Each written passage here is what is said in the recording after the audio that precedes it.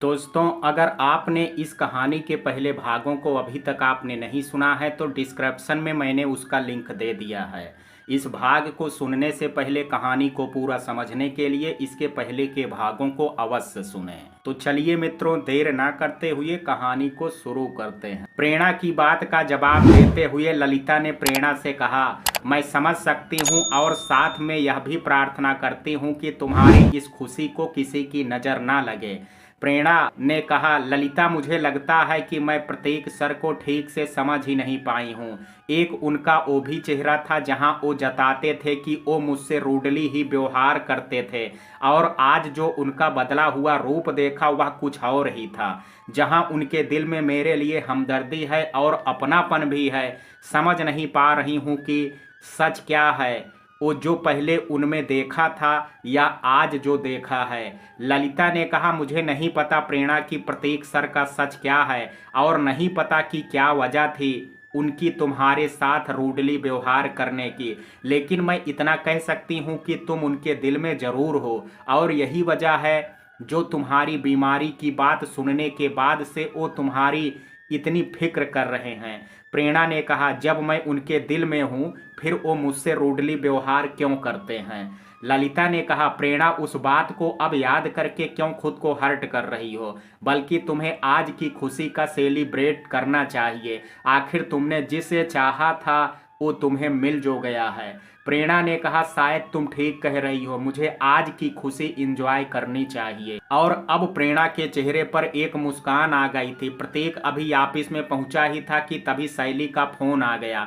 प्रतीक ने शैली का नाम देख करके फोन रिसीव कर लिया। तब शैली ने प्रतीक से कहा, प्रतीक जी आप और रोहित कब निकल रहे हो। प्रतीक ने कहा, सॉरी मैडम, हम अभी मूवी देखने नहीं जा पाएंगे। शैली ने कहा, मगर कल तो हमने सब प्लान किया था, फिर अचानक से क्या हुआ, प्लान चेंज क्यों कर दिया।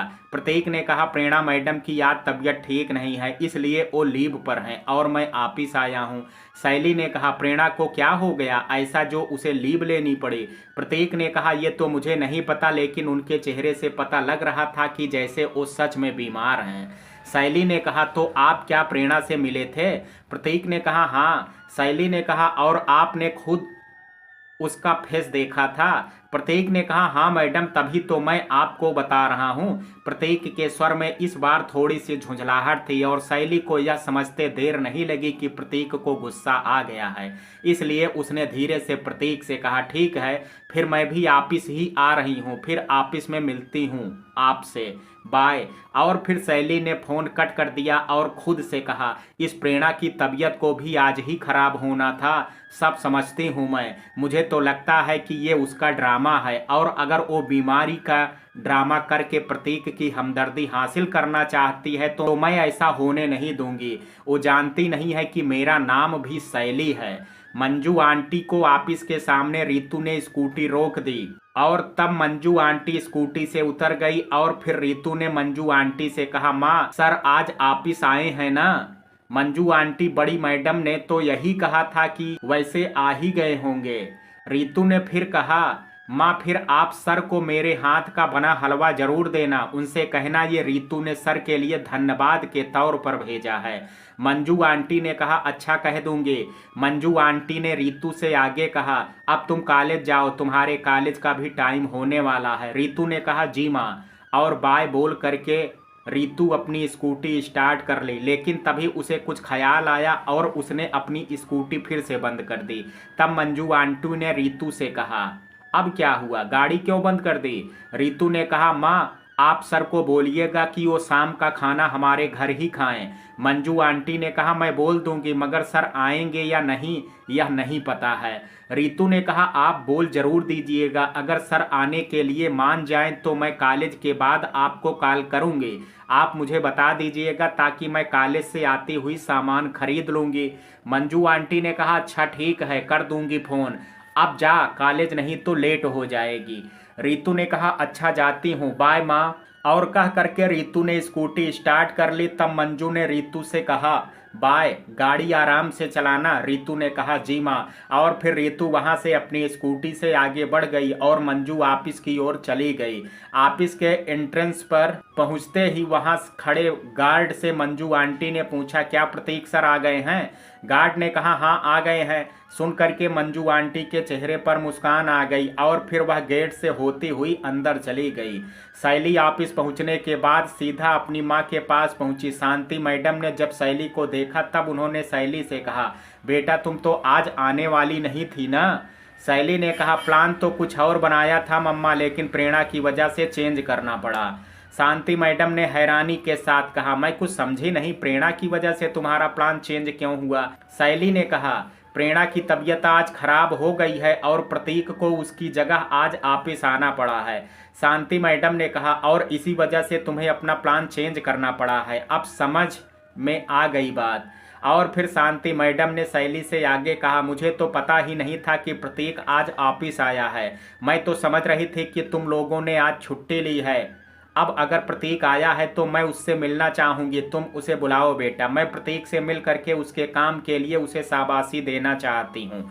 और तभी शैली ने कुछ सोच करके शांति मैडम से कहा, और मैं चाहती हूँ कि प्रतीक जी ने जो काम किया है उसके लिए उन्हें इनाम भी मिलना चाहिए। शांति मैडम ने मुस्कुरा करके कहा, बिल्कुल मिलना चाहिए। और फिर शांति मैडम ने शैली की ओर देखते हुए आगे कहा, तुम ही बताओ प्रतीक को क्या इनाम देना चाहिए? अपनी माँ की बात का जवाब देते हुए शैली ने कहा, आपको पता है मम्मा कि प्रतीक जी ने कितनी चतुराई के साथ हमारे कितने पैसे को डूबने से बचाया है। अगर वो डील हमने कर दी होती तो हमारा कितना ही नुकसान होता, और अगर किसी ने उस नुकसान से हमें बचाया है तो वो प्रतीक जी हैं मम्मा। इसलिए मैं सोच रही हूँ कि जो भी हमारी कंपनी की डील्स होगी वो सब प्रतीक जी की निगरानी में होगी। एक तरह से उनकी पोस्ट भी बढ़ जाएगी और सैलरी भी, और साथ ही हमारी कंपनी का पैसा सही जगह इन्वेस्ट होगा। शांति मैडम ने कहा। शांति मैडम शैली की बात सुनने के बाद एक गहरी सोच में डूब गई। अपनी माँ को यूं सोचता देख करके शैली ने अपनी माँ से कहा, क्या हुआ मम्मा, क्या सोच रही हैं आप? क्या मेरा सुझाव ठीक नहीं लगा आपको? शांति मैडम ने कहा, तुम्हारा सुझाव अच्छा लगा मुझे, बस मैं ये सोच रही हूँ कि अभी प्रतीक को ये जिम्मेदारी देनी चाहिए या नहीं। शैली ने कहा, इसमें सोचने वाली क्या बात है मम्मा? क्या आपको नहीं लगता कि प्रतीक जी एक काबिल और होनहार इंसान हैं? शांति मैडम ने कहा, बिल्कुल मैं मानती हूँ कि प्रतीक एक होनहार और काबिल एम्प्लॉई हैं हमारी कंपनी के। शैली ने कहा, तब फिर इतना क्यों सोचना मम्मा? शांति मैडम ने कहा, मैं खुद अब प्रतीक को ये जिम्मेदारी देना चाहती हूँ, लेकिन बस मुझे तुम कुछ समय दो, फिर मैं तुम्हें अपनी सहमति देती हूँ। शैली ने कहा, जब आपकी सहमति है ही मम्मा, फिर समय क्यों चाहिए? शांति मैडम ने कहा, बेटा जल्दबाजी में लिए निर्णय अक्सर अनुचित होते हैं, इसलिए कोई भी निर्णय सोच समझ करके ही लेना चाहिए। शैली ने कहा, अच्छा ठीक है, मगर आप आज तो अपना निर्णय बता देंगी ना? शांति मैडम ने कहा, बिल्कुल। शैली ने कहा, अच्छा फिर मैं जा करके अपना काम देखती हूँ, लेकिन मुझे आपके निर्णय का इंतजार रहेगा मम्मा। शांति मैडम ने कहा, मैं तुम्हें जल्द ही अपना डिसीजन बताती हूँ। और तब शैली फिर वहाँ से चली गई। प्रतीक को ऑफिस में आए कुछ घंटे हो चुके थे, उससे अब और रहा नहीं जा रहा था। वह प्रेरणा का हाल जानना चाहता था। उसके पास प्रेरणा का नंबर था, मगर वह इतनी हिम्मत नहीं जुटा पा रहा था कि वह प्रेरणा को फ़ोन मिला करके उसका हाल चाल पूछ सके। इसलिए उसने कुछ सोच करके प्रेरणा का नंबर ना मिला करके रोहित का नंबर डायल कर दिया, ताकि वह प्रेरणा के बारे में उससे पूछ सके।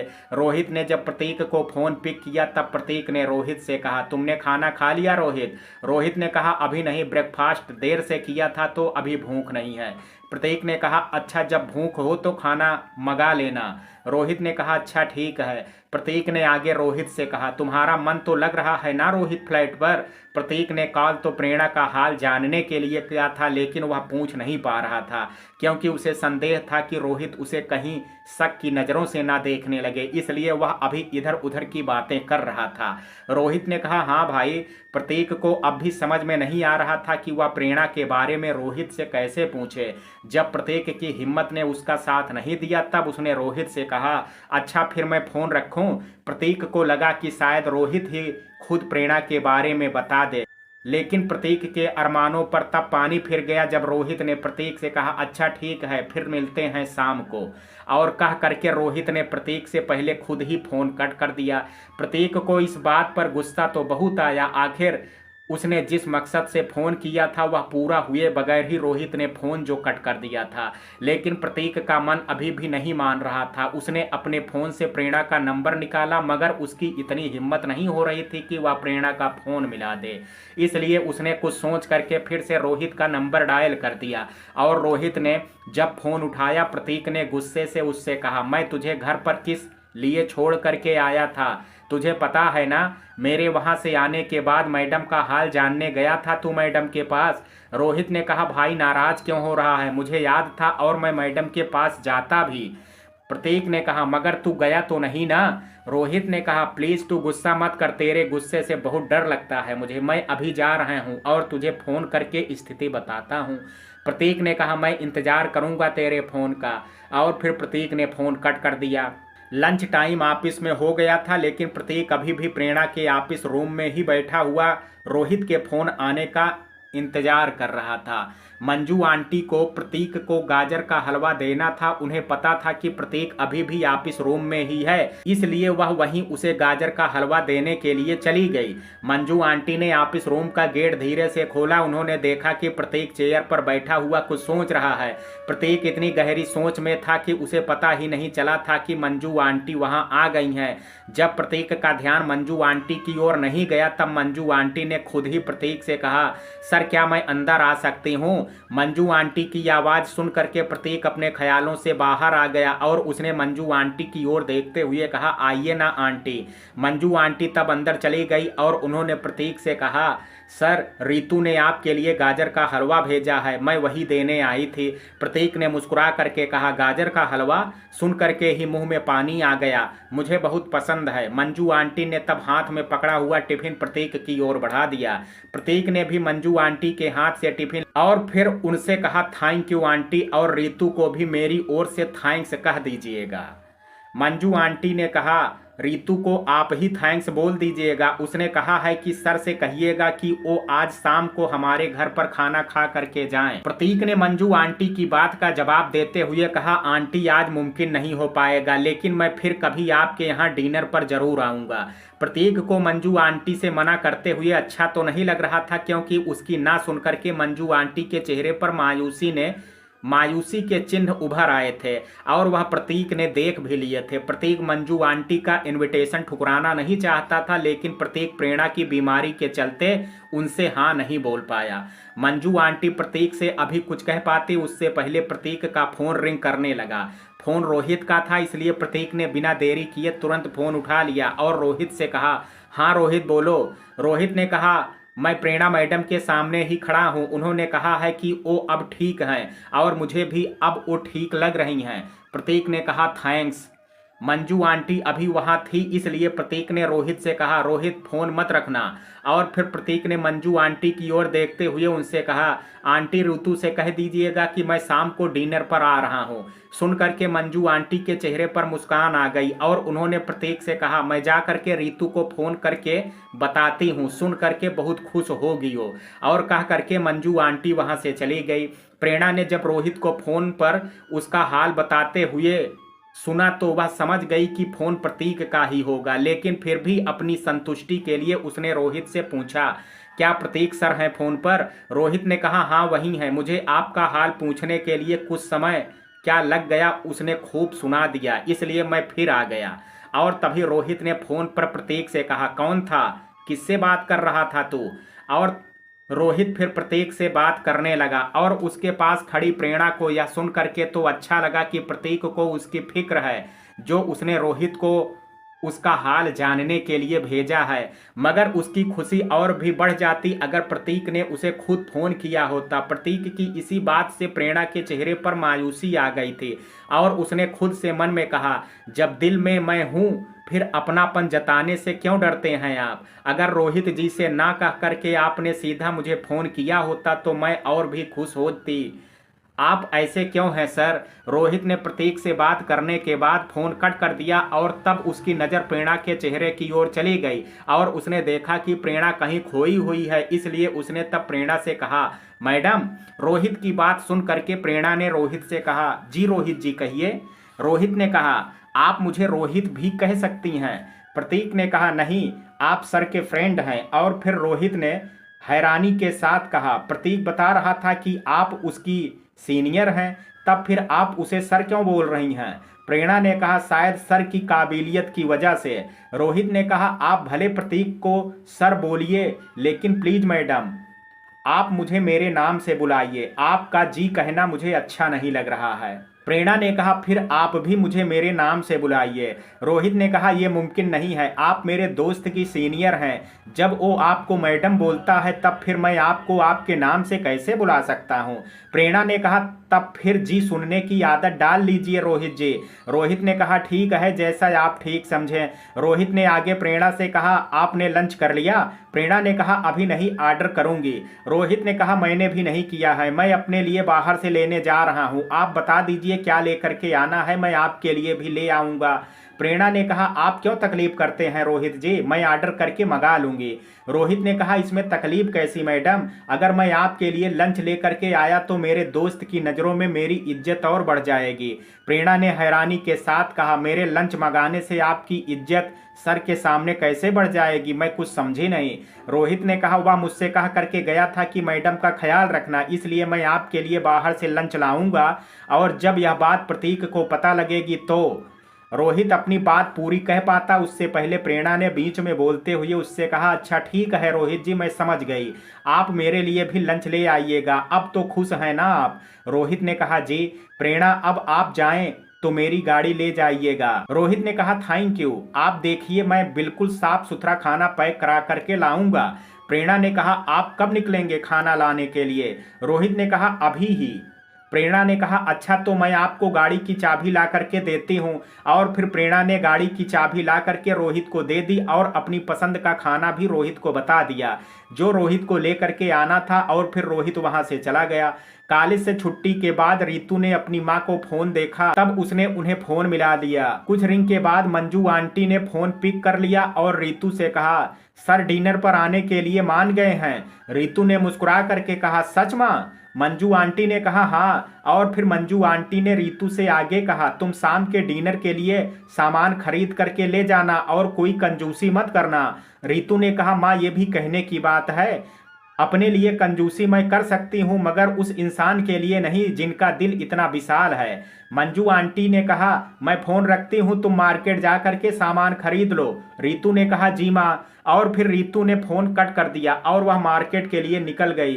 रितु अक्सर ज्यादा महंगा सामान घर के लिए नहीं खरीदती थी और उसके पीछे की वजह भी थी उसके घर की स्थिति, लेकिन आज वह कंप्रोमाइज नहीं कर रही थी। उसने जब सब सामान खरीद लिया तब वह अपना सामान ले करके शॉप से बाहर आ गई और तभी उसकी नजर एक जगह खड़ी अपनी स्कूटी की ओर चली गई। उसने देखा कि कोई अपनी गाड़ी ब्रेक कर रहा है और वो गाड़ी उसकी स्कूटी से बस टकराने ही वाली है। रितु ने जैसे ही देखा कि उसकी स्कूटी से एक गाड़ी टकराने वाली है, उसने चिल्ला करके कहा, पीछे गाड़ी है, पीछे गाड़ी है। मगर वह गाड़ी अब रितु की स्कूटी से टकरा गई थी। रितु को यह देख करके बहुत गुस्सा आ गया और रितु गुस्से से उस गाड़ी के पास गई और उस गाड़ी के विंडो के ग्लास पर नॉक करते हुए गुस्से से कहा, दरवाजा खोलो। तब उस गाड़ी के अंदर बैठे ड्राइवर ने गाड़ी का शीशा नीचे किया। उस गाड़ी का ड्राइवर कोई और नहीं बल्कि रोहित ही था। और फिर रोहित ने रितु से कहा, जी कहिए। रितु ने गुस्से से उससे कहा, जी तो ऐसे बोल रहे हैं जैसे कि आपसे भला आदमी तो इस दुनिया में कोई होगा ही नहीं।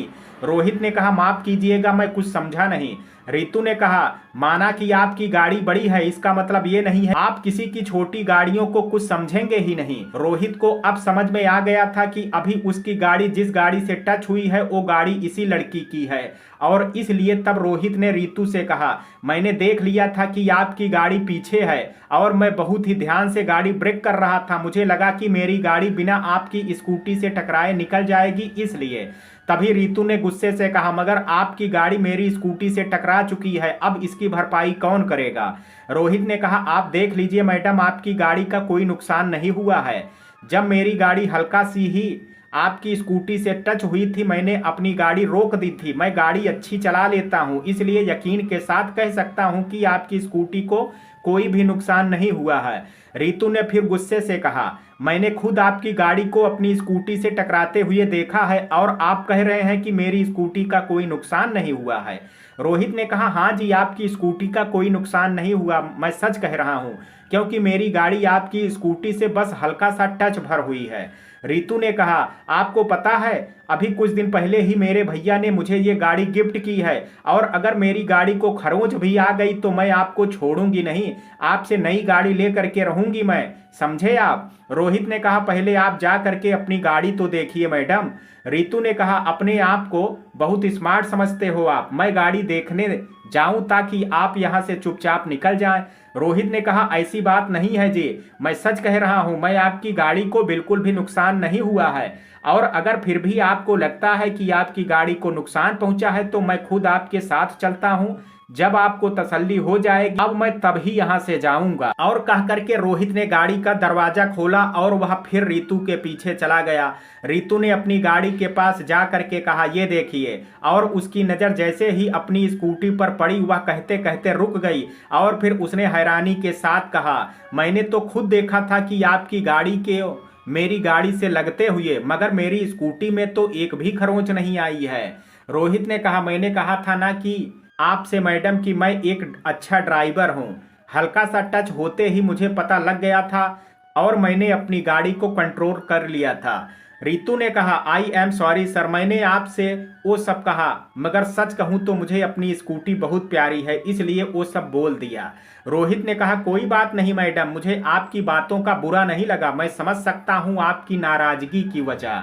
रोहित ने आगे रितु से कहा, अब मुझे इजाजत दीजिए। रितु ने कहा, जी सर। और फिर रोहित अपनी गाड़ी की ओर बढ़ गया और रितु ने अपनी स्कूटी में हाथ में पकड़ा सामान रखा और फिर वह स्कूटी स्टार्ट करके वहां से चली गई। शैली अपने ऑफिस रूम में थी कि तभी शांति मैडम ने उसे फोन किया और उनके पास आने को कहा। शैली ने सोचा कि उसकी मां ने निर्णय ले लिया है, इसलिए वह उसे फोन करके बुला रही हैं और इसलिए वह भी बिना देरी किए अपनी मां से मिलने के लिए चली गई। शैली ने शांति मैडम के ऑफिस रूम का गेट खोला और अपनी मां के पास जा करके उत्सुकता के साथ पूछा, मम्मा फिर आपने डिसीजन ले लिया ना? शांति मैडम ने मुस्कुरा करके कहा, वो तो लेना ही था, आखिर मैं खुद भी तो प्रतीक की काबिलियत से वाकिफ हूँ। शैली ने कहा, फिर मम्मा प्रतीक जी को बुला करके हम ये खुशखबरी दे देते हैं, जब उन्हें ये पता लगेगा तो वो बहुत खुश होंगे। शांति मैडम ने कहा, मैं प्रतीक को फोन करके। शांति मैडम अपनी बात पूरी कह पाती, शैली ने बीच में बोलते हुए कहा, मम्मा फोन पर नहीं, मैं चाहती हूँ कि आप प्रतीक जी के सामने ये बात कहें,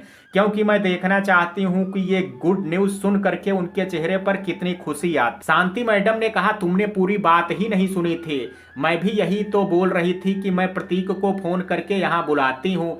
शैली ने कहा, सॉरी मम्मा, वो मैंने कुछ और समझा। और फिर रितु ने अपनी माँ से आगे कहा, फिर आप प्रतीक जी को फोन कर दीजिए। और तब शांति मैडम ने प्रतीक का नंबर डायल कर दिया। प्रतीक अपने ऑफिस रूम में सिस्टम के सामने बैठा हुआ कुछ काम कर रहा था कि तभी उसके फोन की रिंग बजने लगी। प्रतीक ने तब अपने सिस्टम से नजर हटा करके पास रखे फोन की स्क्रीन की ओर देखा और पाया कि शांति मैडम का फोन है। तब उसने बिना देरी किए फोन पिक कर लिया और तब शांति मैडम ने प्रतीक से कहा, प्रतीक मुझे आपसे कुछ बात करनी है, क्या आप मेरे ऑफिस रूम में आ सकते हैं अभी? प्रतीक ने कहा, बिल्कुल मैडम, मैं अभी आता हूं। और तब शांति मैडम ने फोन कट कर दिया। तब प्रतीक अपनी चेयर से उठ करके वहां से चला गया। शैली ने जब सुना कि प्रतीक आ रहा है तब उसने खुद से मन में कहा, प्रेरणा तू मेरे प्रतीक को पाना तो दूर, अब उससे मिलने के लिए तरसोगी, मैं तुझे अपने प्रतीक के आसपास भी नहीं भटकने दूंगी। कुछ ही देर में प्रतीक शांति मैडम के ऑफिस रूम में पहुंच गया था। प्रतीक के वहां पहुंचने के बाद शांति मैडम ने प्रतीक से कहा, बैठिए मिस्टर प्रतीक। प्रतीक तब वहां रखी चेयर पर बैठ गया और तब शांति मैडम ने प्रतीक की ओर देखते हुए कहा, आप सोच तो रहे होंगे कि मैंने आपको अचानक यहाँ क्यों बुलाया है। और फिर शांति मैडम ने खुद ही प्रतीक से आगे कहा, आपके लिए एक सरप्राइज है मिस्टर प्रतीक, वही बताने के लिए मैंने आपको यहाँ बुलाया है। और फिर शैली ने प्रतीक की ओर देखते हुए उससे कहा, आप जानना नहीं चाहेंगी कि वह सरप्राइज क्या है? प्रतीक ने हैरानी के साथ कहा, कैसा सरप्राइज? मेरी कुछ समझ में नहीं आ रहा है। शांति मैडम ने तब प्रतीक की ओर देखते हुए कहा, मैं बताती हूँ आपको कि क्या सरप्राइज है। और फिर शांति मैडम ने प्रतीक से आगे कहा, आपने अपनी सूझबूझ से जो अभी हाल ही में कंपनी के लिए डील्स की है वह काबिले तारीफ है। आपने न सिर्फ कंपनी का पैसा गलत जगह लगने से बचाया है बल्कि सही जगह इन्वेस्ट भी किया है। आपकी इस चतुराई के लिए मैंने आपका प्रमोशन देने का निर्णय लिया है और साथ ही आपकी सैलरी भी बढ़ाई जाएगी। प्रतीक ने हैरानी के साथ पूछा, कैसा प्रमोशन? शांति मैडम ने कहा, आपका सवाल उचित है, मैं बताती हूँ इसके बारे में विस्तार से। और फिर शांति मैडम ने प्रतीक से आगे कहा, आपका काम बस अब कंपनी की डील्स को संभालने का होगा। कहाँ इन्वेस्ट करना है और कहाँ नहीं, यह निर्णय आप करेंगे। अब आपकी अपनी एक टीम होगी और आप उसे लीड करेंगे। आपका अधिकतर काम दूसरी सिटीज का या फिर दूसरी कंट्रीज में जाने का होगा। आने जाने और रहने का सारा खर्चा कंपनी पे करेगी। इस बहाने आपको नई नई जगह घूमने का अवसर भी मिलेगा और वो भी कंपनी के खर्च पर। शांति मैडम ने प्रतीक की ओर देखते हुए मुस्कुरा करके आगे कहा, उम्मीद करती हूँ कि आपको अपना नया रोल पसंद आया होगा। प्रतीक शांति मैडम की बात सुनने के बाद सोच में पड़ गया था। उसे यह रोल अच्छा होने के बाद भी पसंद नहीं आया था, क्योंकि कहीं ना कहीं उसके दिमाग में प्रेरणा से दूर जाने की बात आ गई थी। वह भले खुद इस बात को एक्सेप्ट नहीं कर पाया था, लेकिन सच तो यही था कि प्रेरणा कहीं ना कहीं उसके दिल के दरवाजे पर दस्तक दे चुके थे। बस प्रतीक इस सच को स्वीकार नहीं कर पा रहा था और इसलिए प्रतीक अभी कहीं खोया हुआ सा किसी उधेड़ बुन में था। प्रतीक को यूं सोचता हुआ देख करके शांति मैडम ने उससे कहा, क्या बात है प्रतीक, क्या मेरी कही बातों में आपको कुछ अनुचित लगा है? अगर आप अपनी कोई बात रखना चाहते हैं तो रख सकते हैं। शांति मैडम की बात सुन करके प्रतीक अपने ख्यालों से बाहर आ गया और उसने शांति मैडम से कहा, मैडम मैं अभी इसके लिए खुद को तैयार नहीं कर पा रहा हूँ, इसलिए मेरी रिक्वेस्ट है कि आप अभी मुझे मेरी पहले वाली पोस्ट पर ही रहने दें। सुन करके शांति मैडम और शैली दोनों ही हैरान रह गए थे। आखिर शांति मैडम ने प्रतीक को इतना अच्छा ऑफर दिया था और प्रतीक ने उसे ठुकरा दिया। इसलिए तब शांति मैडम ने प्रतीक से कहा, क्या बात है मिस्टर प्रतीक, इस रोल के लिए एम्प्लॉय रिक्वेस्ट करते हैं और आप इसे ठुकरा रहे हो। मैं तो आपसे यही कहूंगी कि ये एक अच्छा अवसर है और आपको इसका लाभ उठाना चाहिए। प्रतीक ने कहा, मैडम मेरा मानना है कि अवसर कोई भी हो, जब तक आप उसके लिए शारीरिक और मानसिक दोनों रूप से तैयार नहीं हैं तब तक उस अवसर को आप भुना नहीं सकते हैं और यही वजह है कि मैं अभी इसे एक्सेप्ट नहीं करना चाहता। शैली प्रतीक के इन शब्दों को सुन करके बहुत हताश हो गई थी। उसने सोचा था कि एक तीर से दो निशाना लगा देगी, एक यह कि वह प्रतीक और प्रेरणा के बीच दूरियां ला देगी और दूसरा ये कि बिजनेस टूर में वह खुद प्रतीक के साथ जा करके उससे नजदीकियां बढ़ा सकते थे और अपने और प्रतीक के रिश्तों की दूरियों को मिटा सकते थे। मगर प्रतीक की ना ने जैसे उसके सारे अरमानों को तोड़ दिया था। उसका चेहरा रुआंसा हो गया था, बस आंसू ही नहीं निकले, क्योंकि उसने बहुत सोच समझ करके यह प्लान बनाया था और जो कि अब उसे टूटता हुआ दिखाई दे रहा था। शैली अब अकेली अपने ऑफिस रूम में बैठी हुई थी और उसके दिमाग में अभी भी प्रतीक के अपने प्रमोशन को ठुकराने वाली बात ही चल रही थी। उसने तब खुद से कहा, कोई माने या ना माने मगर मुझे ना जाने क्यों ऐसा लग रहा है कि प्रतीक जी इस प्रस्ताव को ठुकराने के पीछे की वजह प्रेरणा ही है। अगर यह सच है तो मैं हार नहीं मानूंगी। इस बार मुझे भले मौका ना मिला हो, लेकिन मैं प्रतीक जी को प्रेरणा के साथ काम नहीं करने दूंगी। मैं प्रतीक जी को प्रेरणा की टीम से अलग करके ही रहूंगी। यहाँ शैली प्रेरणा और प्रतीक को अलग करने का ख्वाब देख रही थी, वहीं प्रेरणा अपने रूम में प्रतीक से मिलने के ख्वाब संजो रही थी। आज जो हुआ उसके बाद से प्रेरणा को लगने लगा था कि अब उसके और प्रतीक के बीच कुछ फासला कम हो गया है। इसलिए उसके चेहरे पर आज एक नई चमक थी और मन में एक नई उमंग भी। और इसी खुशी को और बढ़ाने के लिए प्रेरणा ने कुछ सोचा और उसके चेहरे पर एक मुस्कान आ गई और वह फिर अपने घर से निकल करके प्रतीक के घर की ओर बढ़ गई। प्रेरणा ने प्रतीक के घर के डोर बेल बजाई। कुछ ही देर में रोहित ने दरवाजा खोला और सामने प्रेरणा को देख करके हैरानी के साथ कहा, मैडम आपकी तबीयत तो ठीक है ना? प्रेरणा ने मुस्कुरा करके कहा, मैं बिल्कुल ठीक हूँ, मुझे आपसे कुछ बात करनी थी इसलिए मैं। रोहित ने बीच में बोलते हुए कहा, आइए ना मैडम, अंदर बैठ करके बात करते हैं। प्रेरणा ने कहा, अंदर तो सुबह से ही हूँ, चलिए बिल्डिंग के गार्डन में चलते हैं और खुली हवा में बैठ करके बात करते हैं। रोहित ने मुस्कुरा करके कहा, ये भी सही है, चलिए फिर चलते हैं। और तब दोनों बिल्डिंग के गार्डन में आ गए और एक बेंच पर आ करके बैठ गए। तब रोहित ने प्रेरणा से कहा, जी अब बताइए आपको क्या बात करनी है मुझसे। प्रेरणा ने कहा, आज आप मेरे लिए दिन में खाना लेकर के आए और पैसे भी नहीं लिए, इसलिए अब मेरी बारी है। आज शाम आप, मैं और प्रतीक सर तीनों डिनर पर चलते हैं और वो डिनर मेरी तरफ से होगा। रोहित ने प्रेरणा की बात का जवाब देते हुए कहा, डिनर वाली आपकी बात तो अच्छी लगी, मगर डिनर आपकी तरफ से होगा ये बात कुछ ठीक नहीं लगी। प्रेरणा ने रोहित की ओर देखते हुए कहा, क्यों, उस बात में क्या खराबी है? आखिर दिन में लंच आपकी तरफ से था तो रात का डिनर मेरी तरफ से तो हो ही सकता है, इसमें बुराई भी क्या है? रोहित ने कहा, मैं मान भी जाऊं मैडम, मगर आप प्रतीक को नहीं जानती हैं, वो नहीं मानेगा। प्रेरणा ने कहा, तभी तो आपसे कहा है मैंने। रोहित ने हैरानी भरी नजरों से प्रेरणा की ओर देखते हुए कहा, मतलब आप ये चाहती हैं कि मैं प्रतीक को जा करके बोलूं कि वह। प्रेरणा ने तभी बीच में बोलते हुए कहा कि वह हमारे साथ डिनर पर चले। रोहित ने कहा, आप जानती नहीं है प्रतीक को मैडम, अगर मैंने कहा उससे कि आप मुझे और उसे डिनर पर ले चल रही हैं तो पहले तो वह वजह पूछेगा, और मैं ये जानता हूँ कि जो वजह आपने मुझे बताई है अगर मैंने वो प्रतीक को बता दी तो वह बिल्कुल भी नहीं मानेगा। प्रेरणा ने कहा, सर मान जाएं तभी तो मैं आपसे बोल रही हूँ, नहीं तो मैं क्यों उन्हें फोन करके नहीं बोल सकते थे। रोहित ने कहा, मगर उसे बुलाना ही क्यों है डिनर पर? मैंने आपको दिन में लंच करवाया, आप मुझे डिनर दे दीजिएगा, हिसाब बराबर। प्रतीक को बीच में लाने की जरूरत ही क्या है? प्रेरणा ने कहा, उन्होंने आज गैर हो करके भी मेरी इतनी परवाह की है, आपको मेरी देखभाल के लिए घर छोड़ करके गए हैं, तो क्या मैं इतनी बेगैरत हूं कि उस इंसान को डिनर के लिए भी नहीं बोल सकती जिसने मेरी इतनी मदद की है परदेश में? रोहित ने कहा, आप मुझे इमोशनली ब्लैकमेल कर रही हैं।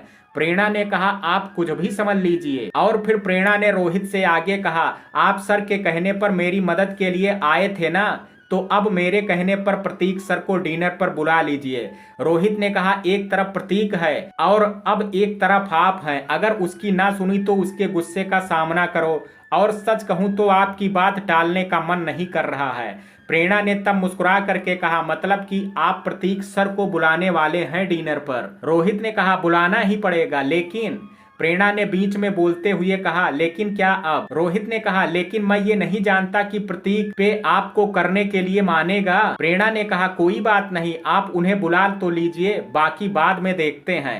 रोहित ने कहा, अच्छा फिर मैं उसे फोन करता हूँ, आपके ऑफिस की छुट्टी तो हो गई होगी वैसे? प्रेरणा ने कहा, छुट्टी को हुए तो टाइम हो गया है सर, शायद रास्ते में ही हो या फिर हो सकता है कि वो आ भी गए हों। रोहित ने कहा, अगर यहाँ आ गया होता तो मुझे फोन जरूर करता, मैं उसे फोन करता हूँ और उससे पूछता हूँ कि वो कहाँ है। और कह करके रोहित ने प्रतीक का नंबर डायल कर दिया। प्रतीक ने अभी मंजू आंटी के घर के बाहर गाड़ी रोकी ही थी कि तभी उसने देखा कि उसका फोन रिंग कर रहा है। प्रतीक ने तब अपना फोन उठाया और देखा कि रोहित का नंबर है। तब उसने बिना देरी किए फोन पिक कर लिया और कहा, हाँ बोल रोहित। रोहित ने कहा, तू घर कब तक आ रहा है? प्रतीक ने कहा, मुझे टाइम लग जाएगा रोहित, तुझे कुछ काम था क्या? रोहित ने कहा, हाँ ऐसा ही समझ लो। प्रतीक ने हैरानी के साथ कहा, मैं कुछ समझा नहीं यार। रोहित ने कहा, तू पहले घर आ, फिर तुझे मैं समझाता हूँ। प्रतीक ने कहा, लगभग 1 घंटा या उससे भी अधिक टाइम लग सकता है मुझे। रोहित ने कहा, 2 घंटे से तो अधिक नहीं लगेगा ना तुझे? प्रतीक ने कहा, 2 घंटे से तो पहले आ ही जाऊंगा मैं। रोहित ने कहा, फिर ठीक है, तू आ पहले, फिर बात करते हैं। प्रतीक ने कहा, अगर कोई जरूरी बात हो तो तू मुझे अभी भी बता सकता है रोहित। रोहित ने कहा, नहीं तू आ जा, फिर बात करते हैं। प्रतीक ने कहा, अच्छा ठीक है, फिर मैं आता हूँ, आ करके ही बात करता हूँ। और फिर प्रतीक ने फोन कट कर दिया। जब प्रतीक का फोन कट गया तब प्रेरणा ने रोहित से कहा, मैंने कुछ सोचा है रोहित जी। रोहित ने कहा, और वह क्या? प्रेरणा ने कहा, सर ने कहा है कि उन्हें आने में 2 घंटे लग जाएंगे, तो हम एक काम करते हैं, कुछ देर बाद हम दोनों रेस्टोरेंट के लिए निकल चलते हैं और फिर वहां से आप सर को फोन करके वहां बुला लेना और वहां आने के बाद वो बहाना बना करके बात भी नहीं टाल पाएंगे। और फिर प्रेरणा ने रोहित से आगे कहा, बताओ कैसा लगा मेरा आइडिया। रोहित ने मुस्कुरा करके कहा, सुपर, आपका आइडिया मस्त है, हम यही करते हैं। प्रेरणा ने कहा, चलो फिर चल करके रेडी होते हैं और फिर कुछ देर बाद साथ में रेस्टोरेंट के लिए निकलते हैं। रोहित ने कहा, ओके, और फिर दोनों वहां से चले गए। प्रतीक मंजू आंटी के घर में बैठा हुआ था और उसके सामने रितु ने खाने की थाली रखते हुए कहा, सर ये सब मैंने बनाया है, उम्मीद करती हूँ कि आपको मेरे हाथ का बना हुआ खाना पसंद आएगा। प्रतीक ने कहा, मेरी छोटी बहन ने इतने प्यार से खाना बनाया है, ना पसंद आने का तो सवाल ही नहीं उठता। प्रतीक की बात सुन करके रितु की आंखें भर आई और उसने भावुक हो करके प्रतीक से कहा, आपने मुझे बहन कहा सर? प्रतीक ने तब रितु की ओर देखते हुए कहा, और अब आप भी मुझे सर की जगह भैया बुला सकती हो। रितु ने अपनी आंखों के किनारों को पोंछते हुए प्रतीक से कहा, जी भैया। प्रतीक की इतने अपनेपन से भरी हुई बातें सुन करके अब मंजू आंटी की भी आंखें नम हो गई थी और मंजू आंटी ने अपनी नम आंखों के साथ प्रतीक से कहा, जरूर कुछ हमारे अच्छे कर्म रहे होंगे जो नियति ने आपको हम माँ बेटी से मिलाया। कौन कहता है कि रिश्ते खून के ही होते हैं? कुछ रिश्ते खून के रिश्तों से भी बढ़ करके होते हैं जो आपसे मिल करके जाना है सर। प्रतीक ने मंजू आंटी की ओर देखते हुए कहा, मैंने रितु को अपनी बहन माना है तो आप भी मेरी माँ जैसी ही हुई आंटी। ऑफिस की बात अलग है, अगर आप घर पर मुझे मेरे नाम से बुलाएंगी तो मुझे ज्यादा अच्छा लगेगा।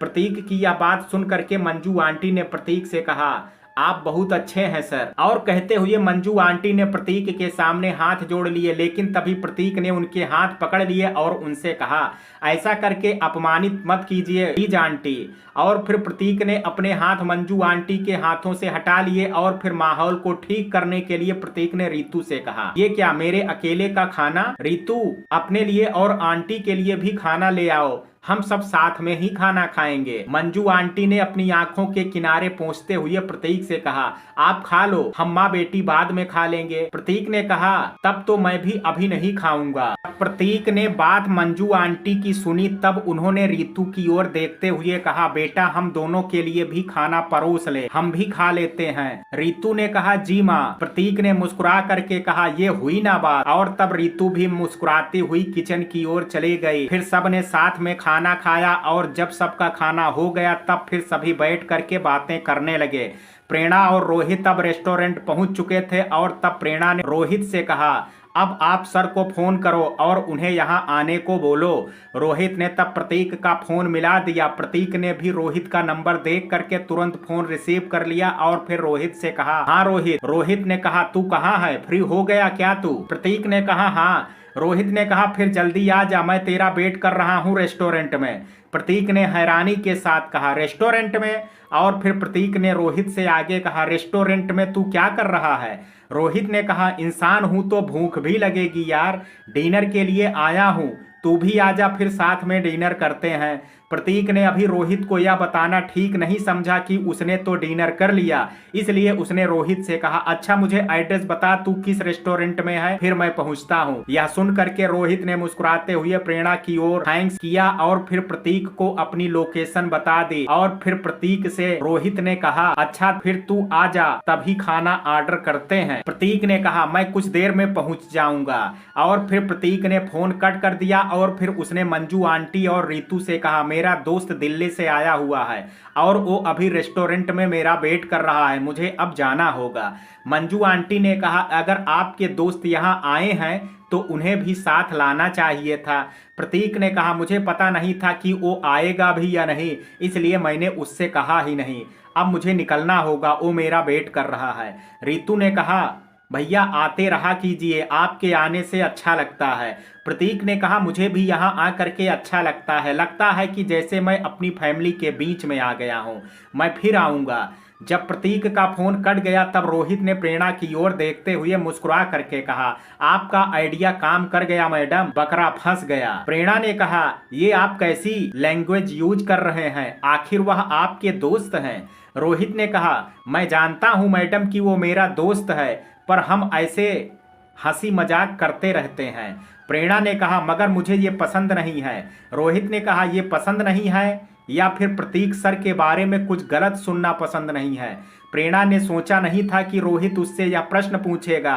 प्रेरणा अभी कुछ जवाब देती उससे पहले रोहित ने बीच में बोलते हुए मुस्कुरा करके प्रेरणा से कहा, अच्छा सॉरी, जो मैंने आपके प्रतीक सर के लिए कहा उस सब के लिए। प्रेरणा ने कहा, वैसे आपको सॉरी बोलने की जरूरत नहीं है। मैं समझ सकती हूँ कि प्रतीक आपके अच्छे दोस्त हैं और आपने जो कहा है वह मजाक में ही कहा था। रोहित ने हैरानी से प्रेरणा की ओर देखते हुए कहा, आप सच में क्या हो समझ पाना मुश्किल है आपको। अभी कुछ और थी और अभी कुछ और। प्रेरणा ने रोहित की ओर देखते हुए कहा, मैं इतनी मुश्किल में भी नहीं हूँ जो मुझे समझ ना सके मिस्टर रोहित। ऐसे प्रेरणा और रोहित एक दूसरे से बातें कर रहे थे और प्रतीक के वहां आने का वेट कर रहे थे। प्रेरणा के अपने घर पर उसकी भाभी नीता अभी सोफे पर बैठी हुई टीवी देख रही थी। तभी पास रखा उसका फोन रिंग करने लगा।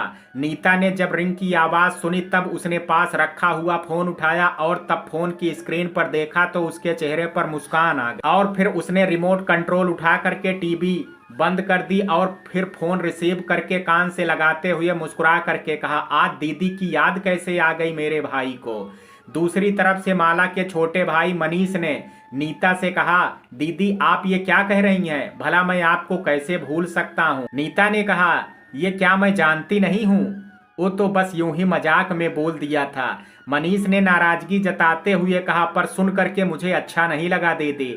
नीता ने कहा, सॉरी मनीष, मैंने तो बस यूं ही मजाक में बोल दिया था, एक बार फिर मैं सॉरी। मनीष ने कहा, कोई बात नहीं दीदी। नीता ने कहा, अच्छा बताओ क्या चल रहा है। मनीष ने कहा, सब ठीक है दीदी।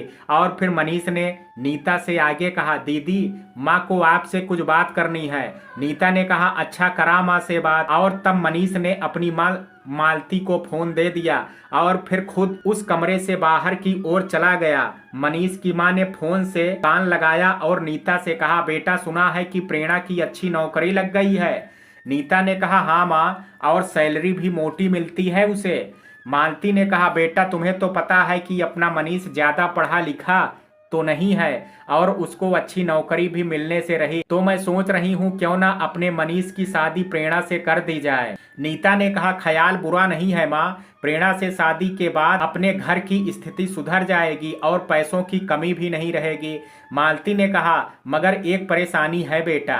नीता ने हैरानी के साथ कहा, आप किस परेशानी की बात कर रही हैं माँ। मालती ने कहा, तुम्हें तो पता ही है कि अपना मनीष ज्यादा पढ़ा लिखा तो नहीं है, पता नहीं प्रेरणा इस रिश्ते के लिए तैयार होगी भी या नहीं।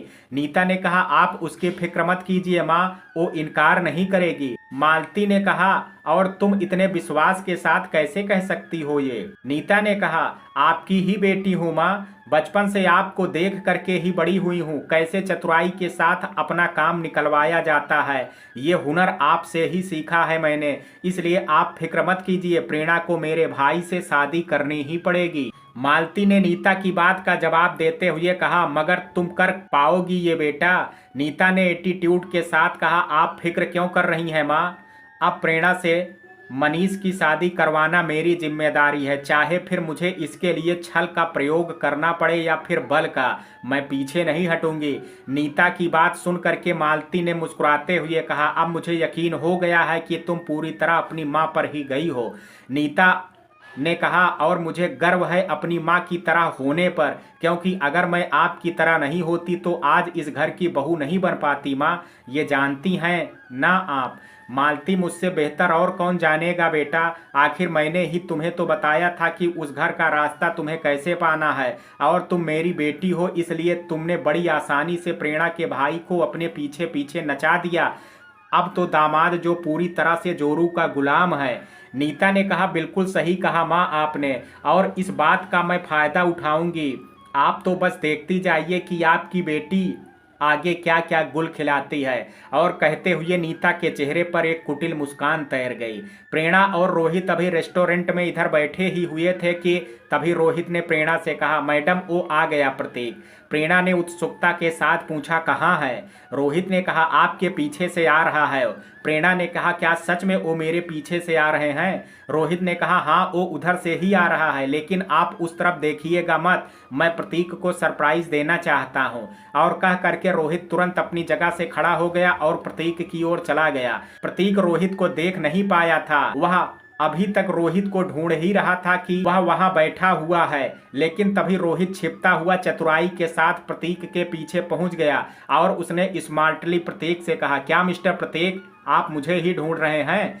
प्रतीक हैरानी के साथ पीछे पलटा और रोहित की ओर घूरते हुए कहा, मतलब तू आ गया अपने रंग में। खैर अच्छी बात है कि तू अपने अतीत से उभर गया है और पहले जैसा रोहित बन गया है। रोहित को प्रेरणा के पास से गए हुए कुछ ही देर हुई थी। रोहित ने उसे बताया था कि प्रतीक उसके पीछे से आ रहा है, इसलिए वह चाह करके भी पीछे मुड़ करके नहीं देख पा रही थी, लेकिन उसके कान उसी तरफ लगे हुए थे ताकि वह दूर से ही प्रतीक की आवाज सुन सके।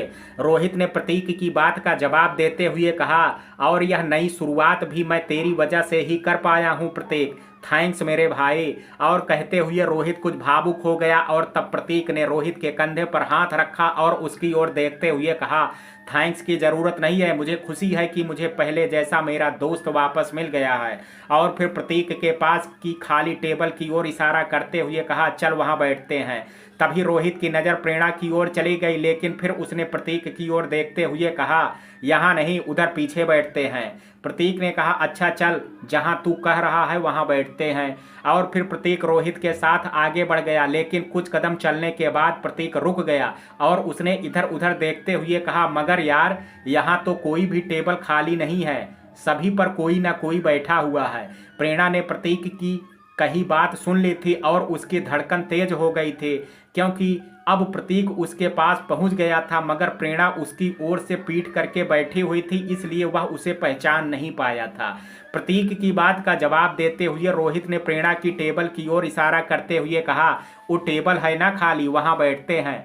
प्रतीक ने कहा, तुझे दिख नहीं रहा है, वहां पहले से ही एक लड़की बैठी हुई है। रोहित ने कहा, मैं वहीं बैठा हुआ तो जब से तेरा इंतजार कर रहा था। प्रतीक ने कहा, मतलब तूने हरकतें भी पहले जैसी शुरू कर दी है क्या? एक बार ठोकर लगने के बाद भी तुझे समझ में नहीं आई जो तू फिर से शुरू हो गया? मैंने तुझे क्या समझाया था? इस बार प्रतीक की बात सुन करके प्रेरणा के चेहरे पर मुस्कान आ गई थी। रोहित ने जब धीरे से प्रतीक से कहा, धीरे बोल भाई, ऐसा कुछ नहीं है जैसा तू समझ रहा है।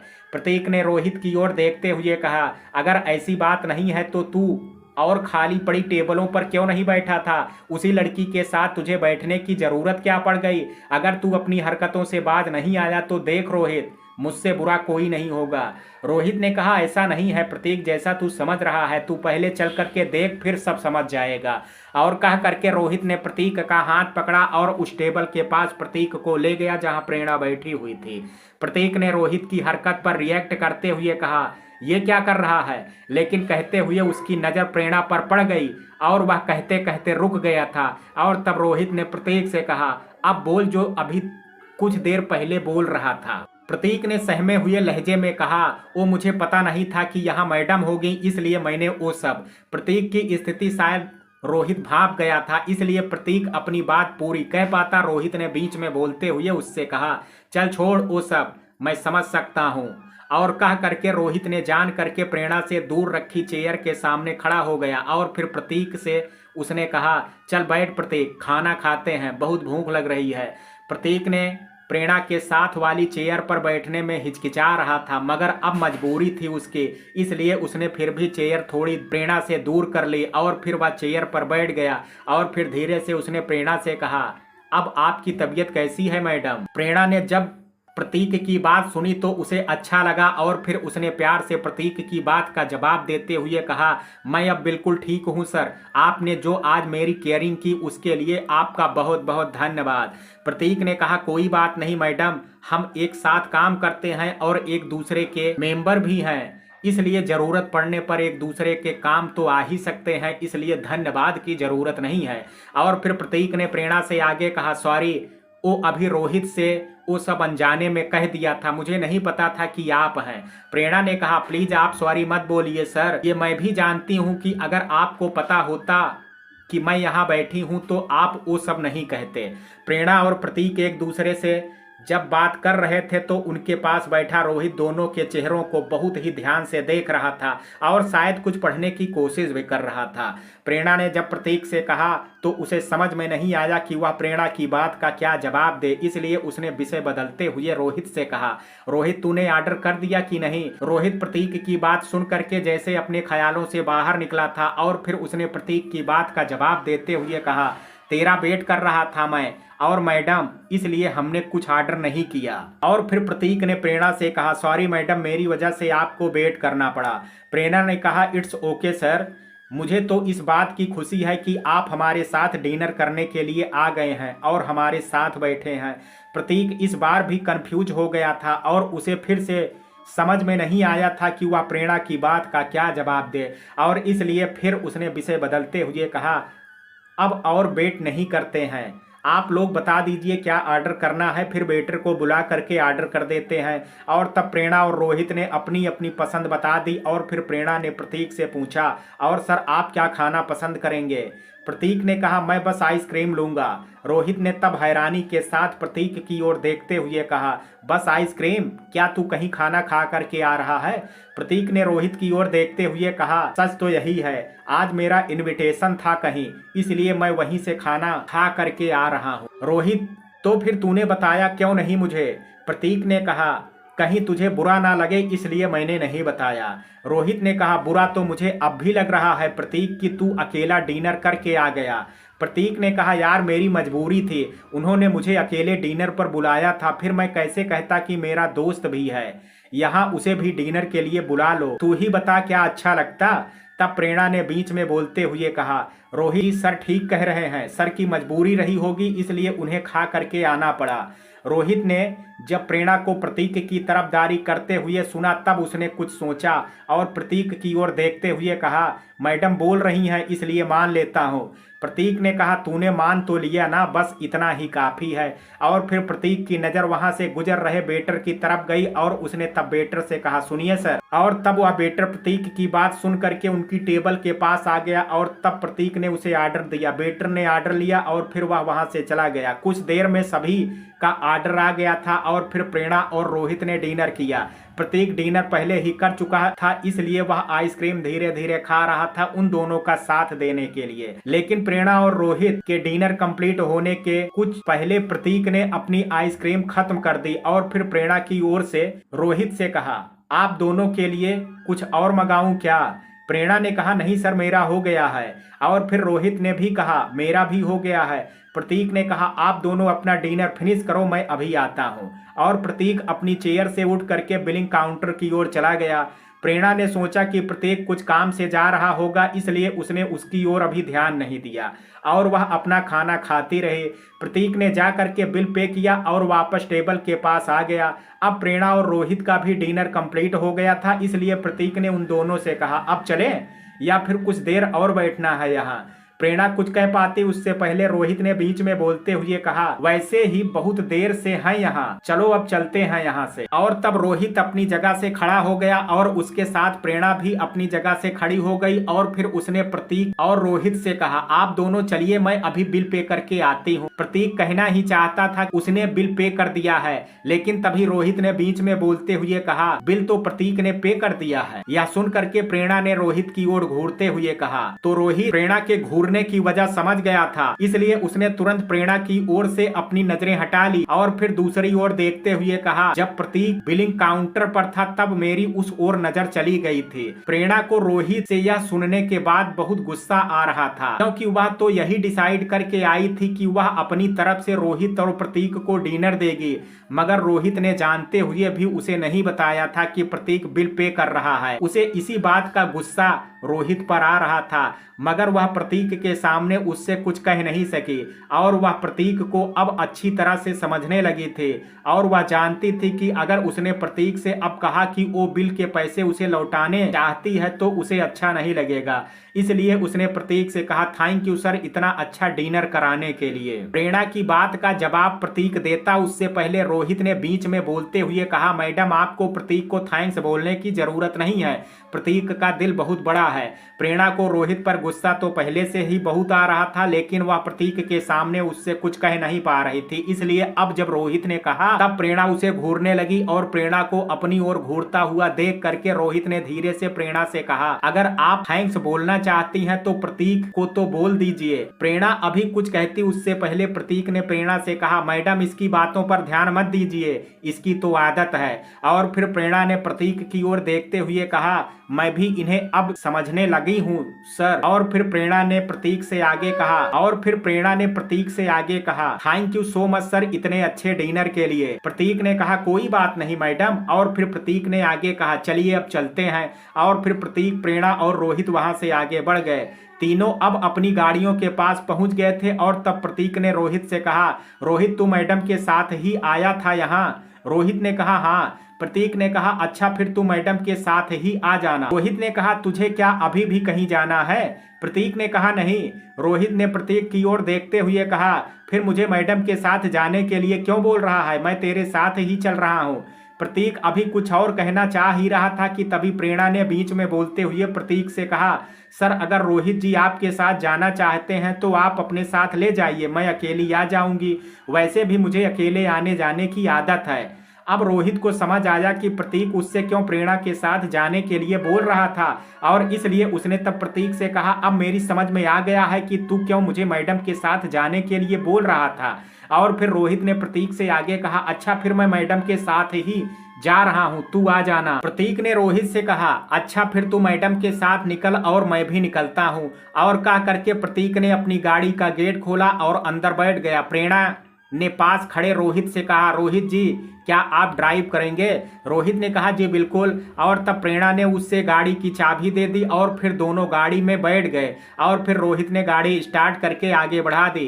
प्रेरणा की गाड़ी में अभी सन्नाटा था। प्रेरणा सोच रही थी कि रोहित खुद ही अपनी गलती एक्सेप्ट करे और रोहित सोच रहा था कि शांत रह करके ही ये सफर कट जाए तो ठीक है। अगर उसने अभी अपना मुंह खोला तो प्रेरणा अभी वही बात पूछेगी जिससे बचने का वह बहाना ढूंढ रहा है। गाड़ी अब बिल्डिंग की पार्किंग में पहुंच गई थी और रोहित और प्रेरणा दोनों गाड़ी से उतर भी गए थे, लेकिन रोहित की ओर से प्रेरणा को अब भी कोई जवाब नहीं मिला। तब उसने रोहित से, मैं जानती हूं कि आप रास्ते भर चुप रहने का नाटक क्यों कर रहे थे। अभिनय तो आप बहुत अच्छा कर लेते हैं, लेकिन अब भी आप कुछ सफाई में कहना नहीं चाहेंगे मिस्टर रोहित? रोहित ने नादान बनते हुए कहा, आप किस बारे में बात कर रही हैं मैडम? प्रेरणा ने कहा, so sweet of you mister Rohit ji, आप जितने स्मार्ट बनने की कोशिश कर रहे हैं उतने आप हैं नहीं। मैं जानती हूं कि आप अच्छी तरह से समझ रहे हैं कि मैं किस बारे में आपसे पूछ रही हूं। रोहित ने बनते हुए कहा, अच्छा अब समझ में आया कि आप प्रतीक के बिल पे करने की बात के बारे में पूछ रही हैं।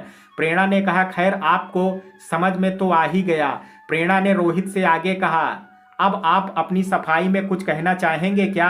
रोहित ने कहा, मैडम मैंने बताया तो था कि मैंने बिलिंग काउंटर पर प्रतीक को देखा था। प्रेरणा ने कहा, तो आप मुझे बता भी सकते थे, फिर बताया क्यों नहीं कि सर पेमेंट कर रहे हैं, जबकि मैंने आपको पहले ही बता दिया था कि आज का डिनर मेरी तरफ से है। रोहित ने कहा, मैं क्या बताता, आपको तभी खुद सतर्क हो जाना चाहिए था जब प्रतीक अपनी जगह से हम दोनों से पहले खड़ा होकर के गया था। प्रेरणा ने कहा, तो आपके हिसाब से मैं ही गलत हूँ? रोहित ने कहा, मैंने ऐसा तो नहीं कहा, बस मेरे कहने का मतलब है कि सतर्कता बरती जा सकती। प्रेरणा ने कहा, मान लो मुझसे गलती भी हो गई तो क्या तब आपका फर्ज नहीं बनता था कि जब प्रतीक सर को आपने बिलिंग काउंटर पर देख लिया तब आप मुझे बता देते? रोहित ने कहा, बस यही सोच करके नहीं बताया कि तब प्रतीक मानता नहीं शायद, और अगर तब वहां प्रतीक आपको बिल नहीं पे करने देता तो मुझे लगा कि शायद आपको और अधिक बुरा लगता। बस यही सब सोच करके मैंने आपको उस समय नहीं बताया। रोहित ने प्रेरणा की ओर देखते हुए उससे आगे कहा, मैडम मैं जानता हूं कि आपको बिल पे करना था और मुझे पता भी था, मगर मैंने जान करके ही आपको नहीं बताया था क्योंकि मैं जानता था कि प्रतीक आपको बिल पे नहीं करने देगा।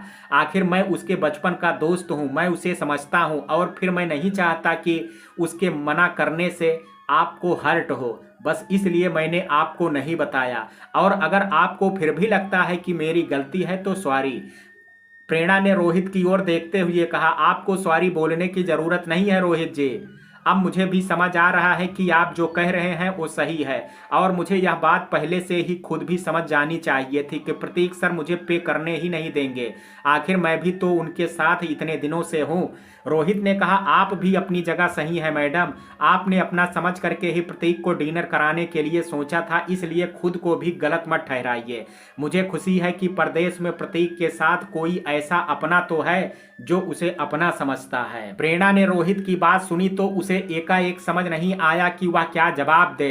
वह अभी सोच ही रही थी कि तभी वहां प्रतीक की गाड़ी आती हुई प्रेरणा और रोहित को दिखाई दे, और तब रोहित ने प्रेरणा से कहा, प्रतीक भी आ गया है। प्रतीक ने अपनी गाड़ी पार्क की और प्रेरणा और रोहित के पास आकर के कहा, आप दोनों कब पहुंचे? रोहित ने कहा, बस तुझसे कुछ देर पहले। प्रतीक ने कहा, चलो अब चलते हैं, और फिर तीनों वहां से आगे बढ़ गए। कुछ देर बाद अब प्रतीक, प्रेरणा और रोहित तीनों प्रेरणा के फ्लैट के सामने पहुंच गए थे, और वहां से प्रेरणा को अपने फ्लैट में जाना था और प्रतीक और रोहित को अपने फ्लैट की ओर। तभी रोहित ने प्रेरणा से कहा, मैम गुड नाइट। प्रेरणा ने मुस्कुरा करके रोहित की ओर देखते हुए कहा, गुड नाइट मिस्टर रोहित। प्रतीक उस समय अपने फ्लाइट की ओर बढ़ रहा था, लेकिन तभी प्रेरणा ने उसकी ओर देखते हुए कहा, गुड नाइट प्रतीक सर। प्रतीक ने तब प्रेरणा की ओर पलट करके देखा और फिर उसने भी प्रेरणा से गुड नाइट कहा, और फिर प्रेरणा अपने फ्लाइट में चली गई और रोहित और प्रतीक अपने फ्लाइट में। प्रेरणा अपने बेडरूम में जा करके बेड पर लेट गई और रेस्टोरेंट में बिताए प्रतीक के साथ लम्हों के बारे में सोच करके मुस्कुरा रहे थे। प्रेरणा के अपने घर पर उसका भाई मोहित अपने बेडरूम में लेटा हुआ था और लेटा हुआ वह टीवी देख रहा था। तभी रूम में नीता एंटर हुई, लेकिन वह गेट पर ही रुक गई और वहीं से मोहित की ओर देखने लगी।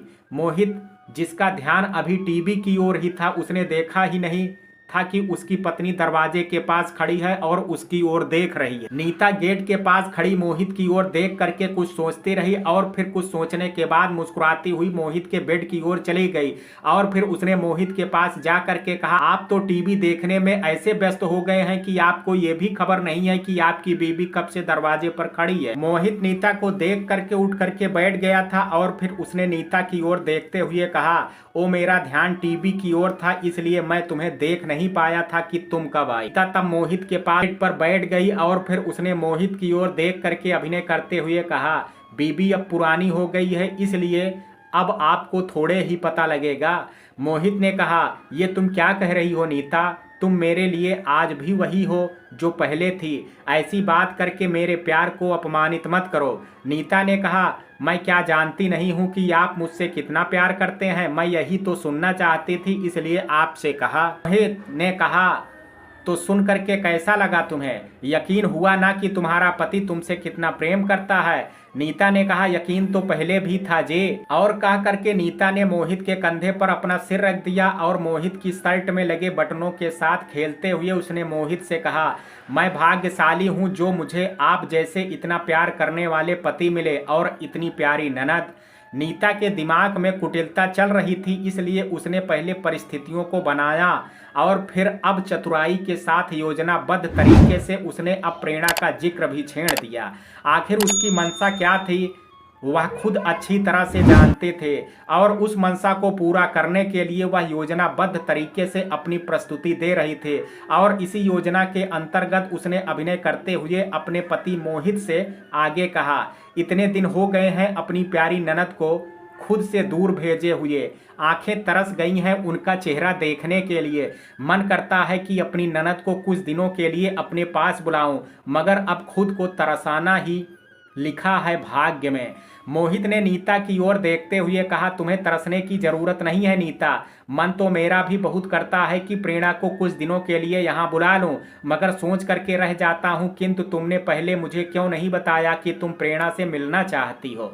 मोहित की बात सुन करके नीता ने रोनी सूरत बना ली और भावुक होने का नाटक करते हुए मोहित से कहा, क्या ये कहना जरूरी था? आप नहीं समझ सकते थे कि मेरी ननद को कुछ दिनों के लिए घर बुला लें? जब भाई ही अपनी बहन को नहीं बुलाना चाहता तो फिर मैं क्या ही कहती। नीता कुटिलता में इतनी निपुण थी कि कहते हुए उसकी आंखों में झूठे आंसू भी ला दिए थे, जो कि मोहित को सच ही दिखाई दे रहे थे, और वह अपनी पत्नी के बनावटी आंसुओं को देख करके अब खुद भी भावुक हो गया था और उसके आंसुओं को अपने हाथों से पोंछने लगा था। और फिर उसने नीता से कहा, मुझे लगा कि प्रेरणा मेरी ही बहन है, मैं ही उसे इतना याद करता हूँ, मगर मैं गलत था।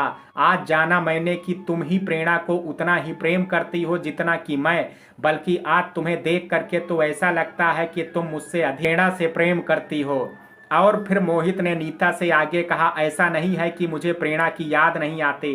कितनी ही बार मन किया कि कुछ दिनों के लिए उसे बुला लूं, मगर फिर सोचा कि उसकी नई जॉब है, अभी किस दिन करने दो। लेकिन मैं अब और प्रतीक्षा नहीं करूंगा। अभी प्रेरणा को फोन करके बोलता हूं कि वह कल ही कुछ दिनों की छुट्टियां लेकर के आ जाए। और कह करके मोहित ने पास रखा अपना फोन निकाला और प्रेरणा का नंबर डायल कर दिया। और यह देख करके उसके पास बैठी नीता के चेहरे पर एक कुटिल मुस्कान आ गई थी। प्रेरणा अपने कपड़े चेंज करने के बाद अभी वॉशरूम से बाहर आई ही थी कि तभी उसका फोन रिंग करने लगा। और तब उसने हाथ में पकड़ी हुई टॉवल एक जगह टांग दी और फिर बेड पर रखे फोन के पास जा करके फोन की स्क्रीन की ओर देखा तो उसके चेहरे पर मुस्कान आ गई।